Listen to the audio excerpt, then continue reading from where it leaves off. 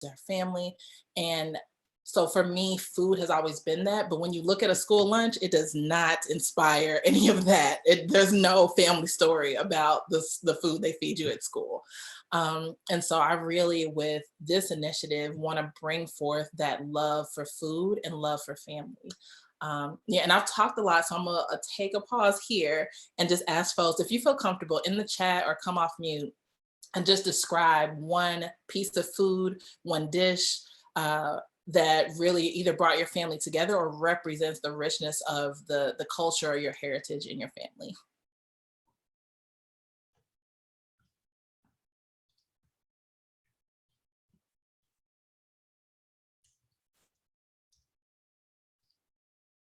And if nobody volunteers, I'm just gonna volunteer somebody. I'm thinking of sweet corn, particularly Silver Queen corn. That was something that was only available for a very short period of time, kind of towards the end of summer. And my mom's cousin's family actually had a roadside stand.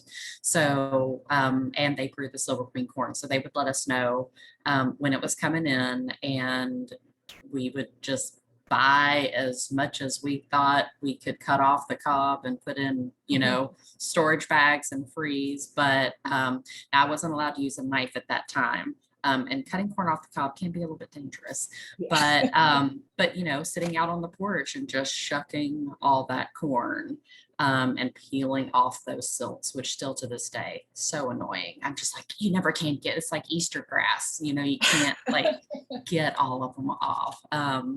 But that, and then breaking beans, you know, we grew beans in our summer garden. So like the ubiquitous, you know, sitting in a chair with the bowl, you know, breaking the beans. So especially just summer garden foods. That's what that makes me think of. Yeah, I love that. I remember snapping peas like on my great grandparents' porch, and it just, yeah, I don't have those moments as much unless I create them. And I guess now I'm the adult, so I'm supposed to create them for the children. But I just remember it being like, you know, it wasn't scheduled. It wasn't on any calendar. There, you know, there was no Zoom. We just all kind of had to do our part when the adults said it. So yeah, I love that imagery, Sherry. Thank you. And I'm gonna read, I think there are a couple chat messages. I don't know if I can go backwards on chat. Let's see. Or maybe I can't do anything because I'm not Zoom literate. There we go. So I got fried chicken from Drew, garlic cheese grits from Ellen, corn, pot roast and rolls from Holly, and roast chicken. So me and Ellen might fight over this, but I actually like sugar in my grits. Yeah, I know. I feel like I've lost friends. We used to have sweet rice and or sweet grits. But yeah, my family's a sugar family. There's a lot of diabetes involved in my family, not unlike many Kentuckians. Thank Ellen. I love that. They are great, sweet and savory. Yes, there is butter. There's butter in like everything that we make. And then Connie put Pirelli leaves. I'm not familiar with that. I hope I'm saying it right. And wait, I'm gonna try this slowly. Okonomiyaki is our go-to meal for special eating. Savory seafood pancakes. Ooh, that sounds good. Is that maybe Japanese? Am I getting that completely wrong? That sounds really good. Yes, I'm learning Japanese, mostly so I can watch anime without the subtitles. So yes, thank you all for sharing all those. Tomatoes from the garden. Oh yeah, tomatoes for me were a struggle the first time I tried to grow them because I didn't know what I was doing. And I planted maybe I just had a little bag of maybe 50 seeds. And I put them in something that was completely too small and they didn't work out. But I also want to show y'all, because we've already started our seeds. We started collecting our seeds from Kentucky farmers. I don't know if you all can see that. This is from Bear Fruit and Grow. So yeah, one thing we're trying to do is make sure, got a lot of tomatoes, make sure that we are not just growing, but also teaching people to grow. I don't know if y'all can see that. So yeah, I'm really excited to see all these different types of food. So I want to move in a little bit to not just why this is important, but the target group for this particular grant. So the Muse Farm, of course, we know Muse is like something that you're inspired by, but Muse is also my great grandmother's maiden name, and that's where this comes from. And for me, understanding our history from, we're Choctaw, so understanding Mississippi Choctaw traditions that have been lost over the years, also understanding Black culture that has been lost over the years, particularly in the South.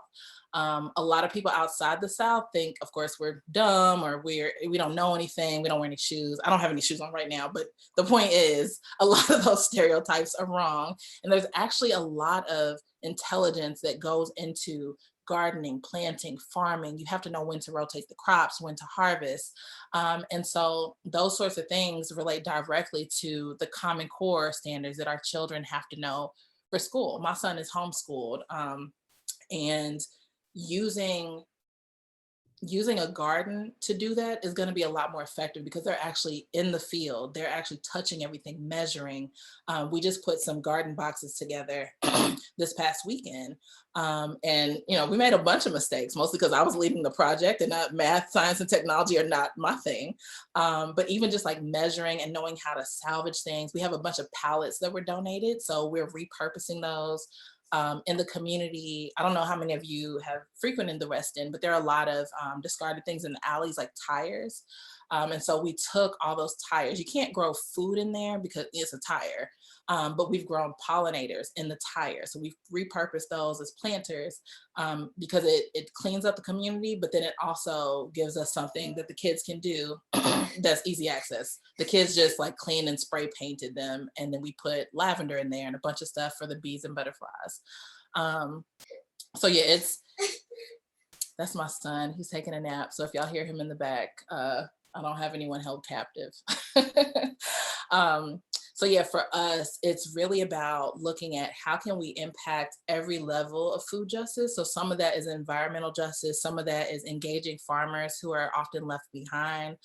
Some of that is just teaching and empowering our young people and our elders to work together to sort of abolish the food desert or the food apartheid. And I think that farmers are often left out of this conversation. You have a lot of folks who work on food justice who have never been to a farm. And I think, honestly, that's sort of a deficit. And part of what we'll be doing. So as part of our work, we're also going on farm tours. Just one moment.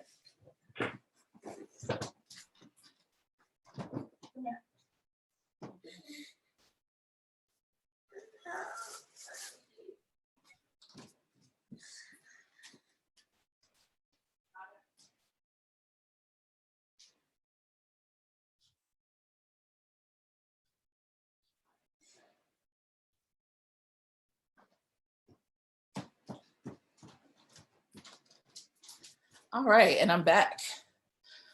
So yeah, one thing we've been working on is farm tours. So we visited Phonograph Farms in Paducah, Kentucky, which is about 3.5 hours away from Louisville. Every single person who went on the trip, except the person from Paducah who was coordinating it, had never been to Paducah and had never been to a farm, myself included. And it was, I don't even know how to describe it. The farm was 200 acres, and I've never looked at 200 acres of land in the States at one time. I mean, obviously we have buildings and we have highways and whatnot. So like seeing just a full 200 acres of land, it was just like, oh my gosh, I would love to live here. And talking to the farmers about, it used to be a tobacco farm. I don't think they do that anymore for obvious reasons. It's not as big. Looking at their beehives, when we went, they were just in those boxes. And she was just describing how they all just pile on top of each other for the warmth. Yes, Connie, I will definitely take that help. And we went on a tour and learned about the history of that farm in particular, but Kentucky farms in general. We linked up with Kentucky Proud to find other growers and farmers and creatives. And while we focus mostly on Black farmers, we're trying to connect to every Kentucky farmer because it's going to take all of us. Fox Hollow Farms they sell us our ground beef, which is really good quality. It's an excellent price. We have a local farmer, Alonzo, who he just grows kale, and he only sells us like 5 bunches of kale a week. So it's not like he has a major operation, and he only sells it to us for $1. I keep asking him to just like let me pay you more because like then you can grow. But he was like, no, no, no, this is fine. I bought it, I bought the seeds for this much. I'm like, oh, he's so sweet. But the point is that we want to just enlist more farmers. We have a woman who has hens and she just donates eggs for our Feed the West program. The only thing is she doesn't have cartons. She just has like a bunch of eggs. And she was like, if someone can get cartons, I'll just give this away for free. So we really want to encourage people to be farmers. And it doesn't necessarily mean that we're going to have a bunch of like huge corporations coming out of Louisville that mass produce eggplants or anything. But we've seen that like when given the tools, people are really into it. We also have, as part of Muse Farm, these grow units called Let Us Grow. That's the name of the company. And there's a grant called Let Us Give. And I highly recommend it. They give you these indoor grow units. And so it has water that kind of like recycles and circulates. We've had our hugest crops come out of that. So we've grown kale, chard, we've grown some herbs, lettuce. I'm trying to think we've grown a lot of things just in this small unit. And we've been able to harvest about 10 times since we've had it. And if you've ever seen those grow towers, I'm like 5'4", they're a little bit taller than me, and then they have some short ones, and they have pods all around them. The other thing we've done for indoor growing units is take old gutters and make pea units, like PEA, obviously. I don't know why I'm so immature. So, but we repurpose those. We repurpose those just to show the kids like ways you can use stuff you have at home to grow. So you don't have to have 200 acres, for example, in order to grow and make an impact. So because we have about a ½ acre to play with, we are just making this an experimental garden. Right now I think we already have up about 10 boxes. And the other thing I'll say, if you're not familiar with the West End, a lot of the land is really bad, it's contaminated, you shouldn't grow anything in it. So we've remediated it to some degree, but we also do we do raised beds just to be safe. And we give away all the fruit and vegetables that we grow in our garden or in satellite gardens. So when we give a family a grow kit, so we'll like make them a box, we'll give them some soil, some seeds, and like a little instruction card for like how to grow it, when to harvest it, the temperatures and all that sort of thing. And so if they want to sell it back to us, we'll buy it, but we give them all the stuff for free, just because like we're experimenting just like them. And our hope is that people just feel comfortable farming on a small scale, and then are encouraged to also buy their stuff from farmers, like at the farmers market, or when we do our farm tours, bringing a bunch of cash and paying for really good produce, as well as meat. We're not as much into meat because just the storage space. We mostly just do the fruits and vegetables. And I'm actually going to attempt in a moment to share our layout. So we have lots of volunteers. Most of them are farmers and carpenters who have helped us create a layout to make sure we can maximize the space. So I'm going to pause while I look for this. And if folks have questions, feel free to ask them out loud while I try to figure out where this is on my computer, or rather how to share it. Let's see. Hey, Shauntrice, it's Andrew here. I was just wondering if you could talk more about, you said you did a little remediation on the soil there. Just curious what you were able to do. Yeah, so the first thing is there was a lot of just needles and junk and sorts of things like that. So we did a lot of surface level cleaning. And then we had a group come out and do an environmental test and a soil test. And my understanding, I'm not an expert in this, is that it was not just acidic, but there was some kind of chemical that was kind of like latent in the ground, and it was in everything that's in that area, including the Urban Leaf Center. They had to do a lot of remediation. So I don't know the science of it, but they said it's improved. It's not as acidic as it was when we bought it back in September, but that this will be like over some years. If we want to grow directly in the ground, there's a lot of work we have to do. got it. Okay, I think I have this up. Let's see. Share screen. So, and this is not super fancy, but this is sort of what we're working with. Right now, we're maybe 10% of the way done with this project. We have a shipping container that's going to be donated so that we can use that as a space, mostly for our elders to have somewhere comfortable to sit. And let me know, is there anyone who cannot see this? We Sorry, can. I'm assuming everybody can. I can see.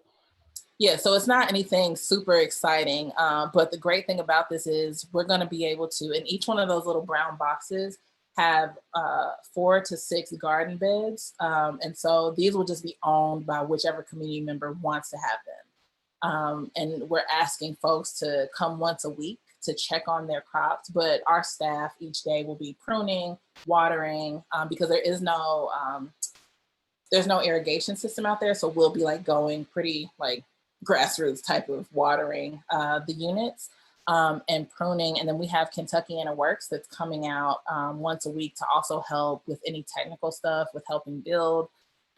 We have lots of volunteers from Humana who are coming out to do the same thing, just help keep up the garden. And again, we're just giving all this away. We don't want to sell anything from Muse Farm because our whole goal is to teach people how to do this. And then just any money that we get from donations, use it to buy supplies to give out these kits. Because we've seen a lot of success, and the grow towers are super expensive.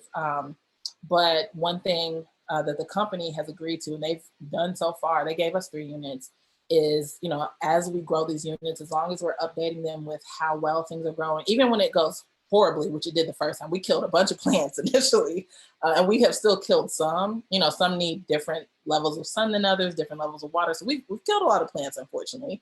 But they even want that to see, like, what is it about either this environment where we're placing them, whether they have the grow lights or not a grow light, what is the difference? So that's been really helpful for us in learning too. We've learned that we can grow kale and lettuce and onions and garlic really well. Everything else kind of hit or miss. I was really sad that I accidentally killed the shard. I took a picture and it was so beautiful. It's rainbow shard, you know, that's gorgeous. And then when I came back to the store the next week, it was dead. So yeah, that was not my staff. That was my fault. So yeah, just knowing that and knowing like how to recycle water. We are working with our Paducah farmer to help the kids learn to create their own recycled irrigation system. That is way out of my league in terms of being able to help. I'm just buying the supplies, but it's fascinating because we can conserve water and still have a really great crop. The plants he's grown have been just gorgeous and huge without pesticides and without, you know, water waste.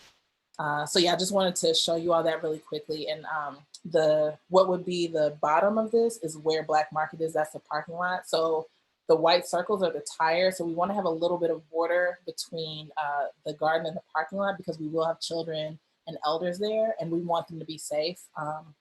On the left side is our driveway. But beyond that, if this picture were extended on the bottom left, is a really busy street too. So we have more land than what's pictured here, but it's too close to the street. So we don't want to have like the kids working on the garden with the cars zooming past. So we'll just be growing the pollinators in those areas that are too close to the street. This is awesome. This is awesome. Thank you. Yeah, thank you for sharing. I think I have unshared. So yes, I'm gonna pause again because I don't want to just talk y'all's heads off. And then after I have, you know, I want time for questions. And then if there's time, I want to do one more sort of like activity because I'm a teacher at heart and I like participation, especially on Zoom, so that, you know, y'all aren't just staring at me and I'm not just lecturing at y'all. I have one question while we've got just a pause. So you said that you were working with younger adults and younger children. What schools have you guys had in contact so far with? You said what tools? Just schools in general or organizations. Schools. This is such a cool idea that you guys are doing, and you can see the passion and how you speak. So it's really cool to see. Thank you. Yeah. So our start was, like I said, my son is homeschooled and he does a lot of homeschool co-ops. So we worked with Play Cousins Collective, Okay. which does the Mazizi Homeschool, and also the Butterfly School Collective, and Liberated Minds Homeschool. And so I'm kind of just branching out from all the activities my son does. He plays piano at AMP, so we have a couple of those students who have come. And then Black Lives Matter Louisville has childcare for a lot of the moms who are facing eviction. So like if they have to go to eviction court, or they have a training, Black Lives Matter will drop the kids off at the store and they'll work in the garden with us. And so it's a really safe way for them to have something engaging. So they're, I mean, nothing against babysitters, obviously, but so they're not just sitting somewhere, but they're engaged so that when their parents do come home, they're also tired from working in the garden. And it's been really good because the kids are asking us questions. I have no idea what the answers to them are. They're like, well, what if you plant a kale seed with a collard seed? Like, will they fight each other? Like these questions, like, I don't think they fight each other, but I don't know if the roots get entangled, so they are making me think about things. So yeah, we started with the homeschool collectives. We are trying to work with JCPS because obviously that is the biggest pool of young people. The other thing I've seen that's been really cool is a lot of our grandparents who drop off the kids, they stay. And they're teaching me stuff. It reminds me a lot of my great grandmother. They're not like teachers per se, but they're teaching like, oh, actually, if you put it in the sun too long, that's why it died, because it can only be in the sun this much. Or when it's in the sun, it has to be, it can't be directly in the sun. So it needs a little bit of a filter. Or there are some plants that you actually shouldn't water every day that they need to like dry out a little bit before they get watered again. Again, I've killed a lot of plants, so I know a lot of ways not to handle plants. But it's been really good because they are very gently teaching the kids how to do things. And it's something that I've missed, not having my great grandparents around for my son, that I'm seeing that sort of blossom organically. And it's been really good to see because I don't even think they realize how much value they bring to the program, because for them, we're helping by like watching the kids, but the ones who stay, especially what they're teaching me and what they're teaching the young people is like, it's so valuable. You're not going to get that by just reading a book or watching a YouTube video, as good as those resources are. And then just the stories. I didn't know how many farmers we had in the West End until some of the elders started saying, well, where do you get your kale from? Because this guy does kale, or, are you looking to buy these sorts of flowers? And we don't like sell flowers, but we've had a couple people who grow them and I'll just like buy them for a few dollars, just like get them in the mood of like selling their stuff. So yeah, that I'm hoping that we can expand to JCPS and maybe help with gardens, on site, because some of the schools do have a little bit of land to be able to do some gardening. So that's my hope. It'd be amazing if we had like 100 farmers at the end of this. Yeah, I'd just be really happy that if people feel confident as farmers, even if they're killing a bunch of plants like I have done, I think it's a really good start. That's awesome to hear. I mean, as you speak, it's very infectious. I want to go out and plant right now. I don't know what I'm doing, but I'm going to give it a shot. I wish I had growing up this sort of teaching moment of being able to like go out and do these things, and it's so cool to hear. I remember one of the questions I had is you mentioned how many farmers you're working with.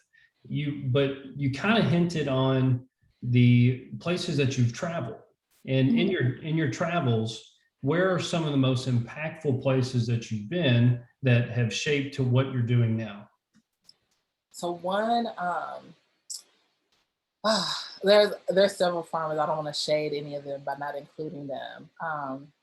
But in Danville, I went to a farmer's market. It was my first time going to Danville. And it's funny because at the farmer's market, they actually, I had to call and figure out how to get there because the directions I was just on the highway. It was like, you have arrived. I was like, I have not. And so she was like, well, if you gone past the McDonald's, you're still on the right path. And then you got to go past the Walmart, I think it was. And then you're going to go 2 intersections and then you're going to turn right and go up a hill. For me, I'm very cityfied in that I need an address to put in GPS, even some places here in Louisville. And so at first I was just like, oh, I don't know. And then when I got there, she didn't have Cash App or Venmo, which blew my mind. I was just like, I didn't even think about like, hey, I probably need to bring cash driving an hour and a half away from home. It didn't even cross my mind. And I didn't even have my debit card with me because I was just like, they're going to have Cash App or Venmo. That just, who wouldn't have that? Didn't even cross my mind. And so for me, the Miller Farm in Danville was the most impactful because it's a husband and wife team. They're a family farm and she grinds. She does all her own marketing. None of it is social media. She ended up having to call her daughter because I bought like $100 worth of stuff because I felt bad for inconveniencing her for not having cash. And she ended up calling her daughter to get her to like use the Cash App. And then she had to make sure that I sent it to the right place. So it was just like, I should have been more cognizant of that. And that changed the way that I went into this whole farming thing. And she had green tomatoes. That was the main reason I wanted to go because it was really hard at that time last year to find green tomatoes. She had them and they were so beautiful and they were so good. And she had some pickles, peppers. What else did we get? I think we got watermelon. It was in the summer. I can't remember what else we got, but we got a bunch of stuff. And it was just like actually talking to her. She was passionate about it. She knew what she was talking about. She was so confident. She was very like, I don't know. It reminded me again of talking to my great grandmother. Like she knew her business. And her husband was more of like, he was a farmer too, obviously, but she was the businesswoman, like clearly. So it also was like, yeah, seeing this woman in charge. When a lot of people think of farmers, they think of men. So just seeing this woman who was in charge and like was problem solving in the moment. And she was doing all this while also still running her stand at the farmer's market, like talking to me and then like bagging up stuff for her regular customers. And I had brought my friend Patrice and her husband, and they have 6 kids now, but they had 5 kids at the time. And so she was also like making little jokes with them. It was just so amazing to see her do all these things at once. And she was so friendly and so knowledgeable. It reminded me of like in those detective movies where they have the strings going from all the different pieces of evidence. But like, obviously she was less crazy than that. So that for me, the Miller Farm in Danville was really a turning point where I felt like not only could I do this, but I could do it with a level of expertise and grace. Eventually, like obviously she's had years of experience, but it can be accessible because she was very kind. Like I really didn't know anything and she taught me a lot. And that was before I thought of the idea of farm tours. I saw it on Black Soil Kentucky, which is one of our partners too. I saw it on their page. I was like, I don't have anything to do. Let me see if my friend Patrice wants to go because she's vegan and her kids don't eat sugar. And like, she's always looking for stuff like this. I'm trying to be more like Patrice. But she was like, yeah, I'm down. And we all just drove out there. So that the Miller Farm in Danville for me was the first time I was like, I need to see more of Kentucky and I need to be on more farms. Yeah. That's awesome. Like super empowering. It seems like you got down there. You're like, I can do this.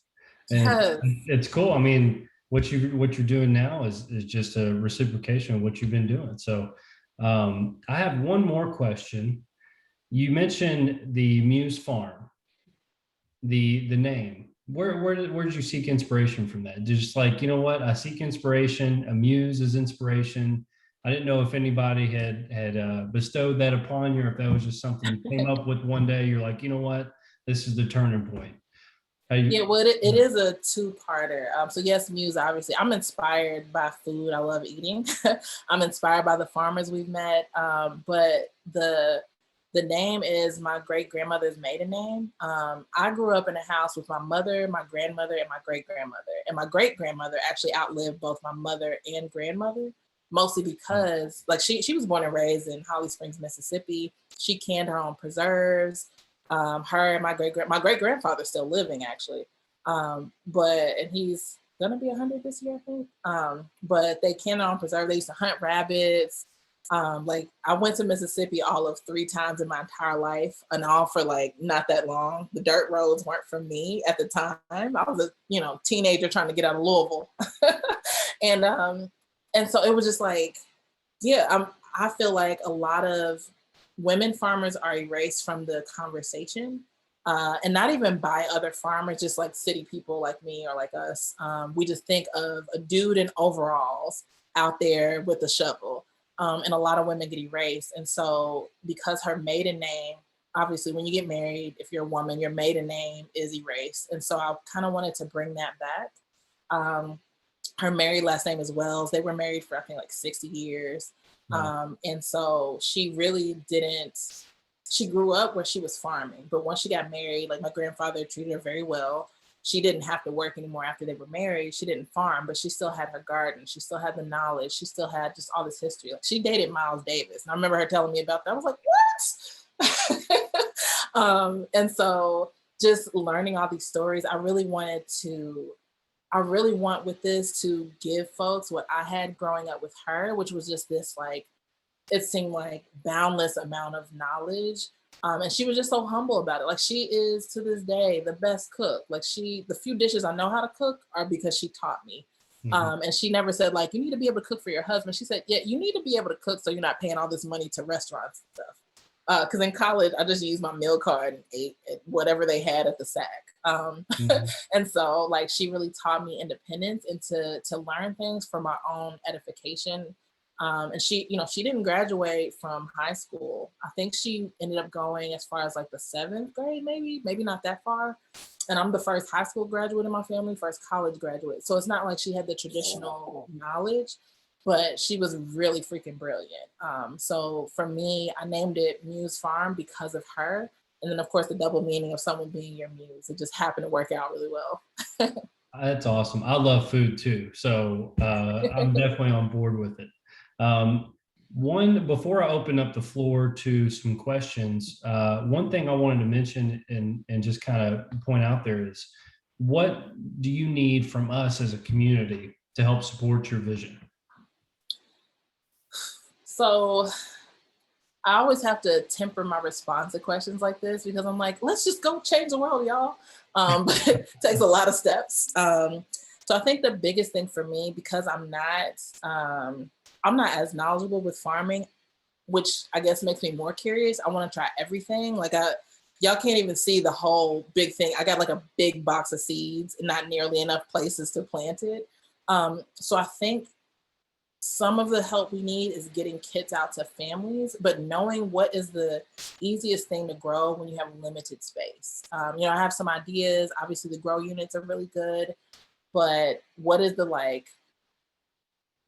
things that are barrier free to folks who are just learning how to do this and may not do it anymore after this one time? I think that's my biggest thing. I think that's an attainable initiative. Even if they're not like turning into farmers in their minds, like for them to be able to grow something that they can eat, go from seed to plate, that would be amazing to me. And I think just the data collection around that, because as of right now, we haven't been tracking like which families. We have sometimes little kids just at the counter at Black markets. Like if people seem really interested or they have kids with them, like, hey, we have these seeds that you can grow. And like I said, it has a little instruction thing on it, but we're kind of just like making that as we go as people who also don't really know how to farm. So that sort of support would be really good. One thing we had was a cooking demonstration last year. And so we made a healthier version of grilled cheese. We put some kale on it. We also had these little, I call them fritters, which is like when you're down, like you're almost out of flour. You got some kale that might be going bad soon. Just like put everything together and fry it up. Looks like a pancake. The kids usually eat it. I let my son put syrup on it, which probably is not great. But those sorts of things are really helpful because a lot of people, it's not that they're scared to eat healthy. Number one, there aren't that many options. But then number two, it's like a lot of people let fruit and vegetables, myself included, just go bad because it's like, that's a lot of prep. I could just pop in some pizza rolls and get the show on the road. So sort of understanding how to communicate that to people, but also having folks who want to teach this stuff, like who are excited to help people eat healthy. And I feel like that's not a super concrete answer, but that's really what we're looking for because we've noticed the people who volunteer, who love what they're doing, the participants love it too. I mean, that's with anything. The folks who like have their own garden and tell stories about the time they had like a caterpillar invasion and they had to like completely wipe everything out. We had one farmer who came and I think it was beetles that took over his plants, and he had to like get rid of the dirt, everything, like wash down. He had the stainless steel boxes instead of wood boxes, and he was like, that's when he changed and he started using cedar chips. So like knowing those things from experience, even sharing those stories help us. We do want to eventually have an archive of these sorts of things, so that people can go to a library of stuff like I'm growing for the first time, cedar boxes versus galvanized steel. So those sorts of things would be really good. I don't know how to conceptualize it. And so I'm working to see what are like 5 videos that would be really helpful for people. And maybe we do the thing live and record it so people can access it later. So that's a lot, I feel like, but those are the sorts of things that come to mind, especially for a group of people who are excited about this stuff. Yeah, that's awesome. I mean, it seems like education and exposure is really going to help promote this, throughout the whole city and throughout the area. I'm going to go ahead and open up the floor to some questions. Either type it in the chat or, speak up, whichever one, feel free. We're all community here. Get after it. Ask some questions. I'm gonna take a bite while y'all do that. Hey, Shauntrice. This is awesome. I love hearing all the stories. I mean, that's kind of what ties everything together. So that's kind of what is getting to me. But I was curious if you had any goals. It's probably a little early. You're just getting off the ground. But if you had any goals around like different types of plants you want to include in the garden that are like culturally significant to different groups, or if there are different types of cultures of people that use the garden that you want to make sure that there is representation of different types of crops from their cultures. I don't know if I'm phrasing that right, but you are. Okay. I mean, we could just have a similar brain. So my understanding is like, how are we incorporating the different cultures into the garden? So the first thing, I start with myself until people give me other ideas. But we're Choctaw, obviously I'm Black too. And so a lot of the meals my grandmother used to make, I want to incorporate those fruits and vegetables. One thing that is actually not available in any of the Kroger stores in the West End is okra. And that's a big part of the culture here. It's wild that it's not available because so many families use it. I actually don't like okra at all. I think it's slimy. But it's something that a lot of our customers have asked for. It's also something my grandmother used to cook with and a lot of people's grandparents cooked with. And so we want to have okra because it's not available. We also want to have a lot more garlic and onions. People ask for a lot, and sweet potatoes. And then the other piece, we have a lot of African families from all over, like Senegal is one, Ghana. I'm trying to think. I think there's a Somalian family that comes through. So we want to have more African dishes. And then I mentioned plantains earlier. I don't think we have the capacity to do that, but I want to look at other fruits and vegetables we can grow. There's a couple Caribbean families, and one really big Jamaican dish for breakfast is ackee and saltfish. We're not gonna grow fish, obviously, but ackee is something that pretty much is only found in Jamaica. I don't know if it's even possible, but what we want to do with one section of the garden is like experiments. So someone in Hopkinsville offered a lemon tree. I used to live in California. Lemon tree can be there and be fine, but in Kentucky, like we'd have to figure out what to do when it gets cold. But I want to have that option. And even if, sadly, if it dies, I want to be able to show folks like why it is and how we can prevent that. Like having a greenhouse might be an option, or putting it in one of those, I'm just calling it a baggie, but like some trees are like in the bag so they can move. So yeah, yes, we definitely need more land to grow. So Black Lives Matter Louisville has, I want to say it's 25 acres that they will let us grow things on, but it is way out in the East End. So we are looking to, my goal is to buy some of these vacant lots, but again, we're going to have the remediation issue. So we'd have to do raised beds, which, is a cost. So yes, we definitely need more land to grow. I would like it to be, the 3 areas I'm looking at are the West End, obviously, and I'm including Shively in the West End just because it's so close and that's still accessible for folks. So Shively in the West End, Berrytown, and then Newburgh. Those are the sort of food deserts. Berrytown, not as much as the other two, but there's a high concentration of Black and Latino populations out in Berrytown. And some of the food options are not like TARC accessible. And much like the West End, like half the households don't have reliable transportation. So I do want to get more land in Louisville for sure, and closer to those like areas that really need access to healthy food.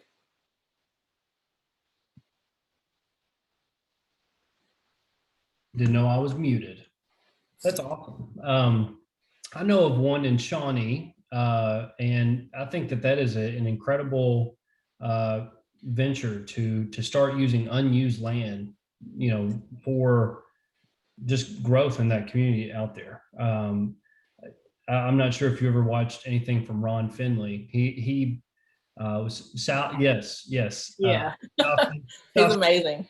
South Central LA. He's like, well, I got my land, but the land, little corridor next to the sidewalk and in between the street is unused. So he started planting and had this amazing community garden, and then he got a ticket. He's like, no, this is not solving the problem. He's like, with all of the amount of unused space in the city, whether it be the land bank or whatever, he was like, you could grow 7 million tomato plants and feed this amount of people. So I think that this movement is really catching on, and excited to see where it goes, especially with your all's initiative. It's really cool to see how much passion you have into this, and I think that it's going to be very successful. I wanted to open up the floor to any more questions. We're about 5 minutes until the end here, but wanted to get some last takes to ask Shauntrice, and we'll just keep it moving. This has been really cool. And Barbara had a question. Are we using organic practices? So I have not called anything organic just because the land is messed up. We are not using any pesticides, and we are just like, we're not even using like Miracle Grow, whatever that liquid stuff is. We're just using water and sun and seeds and whatnot. But I hesitate calling it organic because of the land. Like I'm sure there's something in there still, and we can't really control that. And we have a lot of families who are taking it back to their homes and growing stuff, and there's no way for us to control for that. So as much as possible, I want it to be organic, and we're working on getting compost together. U of L, one of our interns is working with U of L. I think they either donate the compost or donate the unit. But if there's any, like I said, the interns are like hit or miss. Y'all probably know with follow through because they're kids at the end of the day. But if there's any support that can be given with that, we are happy to collaborate with folks. Again, that's not our area of expertise. So if somebody presented me a box and said it was compost, I would just believe them. I don't know what all it entails. I know that, there's some layering and some time to turn it from like a banana peel to something usable, but I don't understand the process, to be very honest. But I know that it's a good practice. So we'd like to be as organic as possible. Well, anyone can go to U of L on most Sundays, 12 to 2. And work a little bit on turning their compost, and then take compost home with them. I think that is the one that I was working on. That's awesome. Yes, that is going to be a great field trip. We are working on, so Black Market is open every day except Monday and Tuesday, mostly because our staff have kids and jobs and stuff outside of Black Market. But we want to, we're working on making sure we're sustainable and that I can continue paying a living wage to the staff. And once we hit, I think our conception anniversary or whatever is July 1st. So once we get past that point, then the staff is also going to be better trained in the gardening part of it. So yeah, I'm so down to help with field trips, and our kids love going on field trips. The Hopkinsville trip was really fun. We didn't go to established farms. We went to people who are growing stuff, but they don't call themselves farmers. They have regular jobs and they're just growing a bunch of stuff. So yeah, and I would love to invite y'all to one of our farm field trips. I think we're gonna go to Lexington next. I'm trying to work with our volunteers. And a lot of our volunteers are students in medical school. So like when they're in school, they can't do anything else. So once finals are done, our medical school students will be back in rotation, and they are amazing. Like they did all of our COVID stuff. They did the recipe cards. They're just phenomenal. I love them. So yeah. The Victory Garden movement. So someone gave me a book about Victory Gardens. I have not even opened up the package that it came in, so I'm not familiar. When I saw that, I thought you meant Victory Park, which is in the West End. And they are working on some community garden initiatives, but I'm assuming that's something different. Yeah, because it says Minnesota. I'd love to be involved in it though. And more than that, I'd love to get our students involved in it because they have a lot of free time. And we're also doing this as sort of a violence prevention program. We're not like calling it that straight up, but these are kids who have been involved in court somehow. They've been adjudicated, and this is a really good distraction from some of the things that get them in trouble. So as much as I can learn about it to help them do it, we're kind of giving them free reign over. They have 3 units, and each unit has 2 garden boxes in it. So like they're in charge of those. And the boxes are finished. Some of them have dirt, some don't. So we're at different levels. The kids have different attention spans. Let's see. Yeah, I'd love to go to Berea. I haven't been since high school. So donations, we're actually asking folks to donate to one of our partner organizations. So Muse Farm right now, we have all the money we need to start, and I don't want to fundraise and it just sit in a pot because there's a lot of organizations we work with who need the money more than us. So the 3 partners we work with, one is Children Shouldn't Hunger, and I can send the links to these. Children Shouldn't Hunger is one of our partners. They do free breakfast for kids, and they also, when JCPS ran out of food and I did the emergency meal program, they were our partner. So they helped us get the meals out. We pushed out, I think, 10,000 meals in 5 days, but I could be a little off. But they're like rapid response. Leo Braddock is the, I think, executive director. He's amazing. So I would say Children Shouldn't Hunger is the first one if you want to donate. They're a 501c3. Black Lives Matter Louisville. They have a 501c3 as well. And then Change Today, Change Tomorrow. They actually run the Feed the West program. So those are the 3 I would suggest. There's a lot of really, really good ones. So yeah, I wouldn't say like donate to the farm or to Black Market directly. If you want to, you can, but those 3 organizations are nonprofits. They have a harder time raising money than we do. Like we have like corporate folks who donate money to us that don't care about the tax write-off because we're not a 501c3. So I would suggest to send your money to them because they need it more, and you'll get a tax write-off because they're 501c3. So yeah, Children Shouldn't Hunger. These are all Louisville based. So Children Shouldn't Hunger, Black Lives Matter Louisville, and Change Today, Change Tomorrow. Thank you. And I can send an email later with like, I don't know offhand what their payment links are, but I'm sure they have that stuff up. So I can like look it up and send it out. And let's see, for people who want to volunteer, what days and times do you need people? This is a great question that I should know as the owner, but I do not. So the staff actually coordinates the volunteer schedule. So anyone who wants to volunteer, you can email blackmarketky@gmail.com. And the staff help me manage that email so they can tell you when they need folks. I know that we just took on 3 new interns from U of L. We had Bellarmine last semester, and before that we had Murray State. So volunteer, we kind of make it up as we go. I'll be very honest. We like, if we need, like when the garden beds were getting built, I just posted something on Instagram and like 3 carpenters hit me up. So what would be really great is a volunteer coordinator. That we need a volunteer to coordinate volunteers. I mean, because I think it would be really good. Places I volunteered that I really enjoyed, they did have a structure, like, every Friday at 5, we're out in the garden. We just don't have the bandwidth to create a system for volunteers. So we just kind of take them as they're available. The other thing we would want help with volunteering, although we're obviously a store and we sell food, but we give away way more food than we sell. And we, if we can have folks help coordinate the giveaways, like taking in the information and then sending out the bags of food, that's helpful. even if someone can do it for a week or something, because we have elders who don't use the form. They only call and leave a voicemail. So it's basically me checking the voicemails and then trying to like understand what they said. Usually I have to call them back and get the information.